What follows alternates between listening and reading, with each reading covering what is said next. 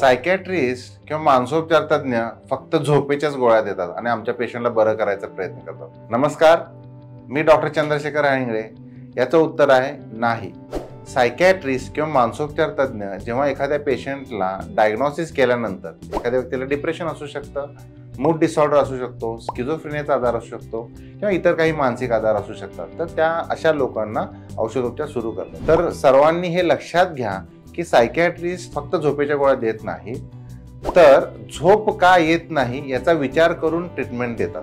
म्हणजे डिप्रेशन असेल तर अँटी डिप्रेशन्स, सायकोसिस असेल तर अँटी सायकोटिक, मूड स्टेबिलायझर, एखाद्या पेशंटला मूड डिसऑर्डर असेल तर, म्हणजे औषधोपचारांची सुरुवात करतात, पण झोपेच्या गोळ्यांचा प्राधान्य ते देत नाहीत। तर सर्वात महत्त्वाचा हेतू त्यांचा असतो की जो मूळ आजार आहे किंवा जे कारण आहे झोप न येण्यासाठी, तर त्याचा ते इलाज करतात। म्हणजे त्याचा इलाज केला की झोप नक्कीच येते। त्यामुळे हा गैरसमज आहे की फक्त झोपेच्या गोळ्या दिल्या जातात। तर सर्वांनी पुन्हा एकदा लक्षात घ्या की सायकॅट्रिस्ट जो मनाचा आजार आहे त्याच्यासाठी महत्त्वाच्या गोळ्या देतात आणि त्या गोळ्यामुळे कदाचित झोप कमी होऊ शकते, पण फक्त झोपेच्या गोळ्या अजिबात देत नाही।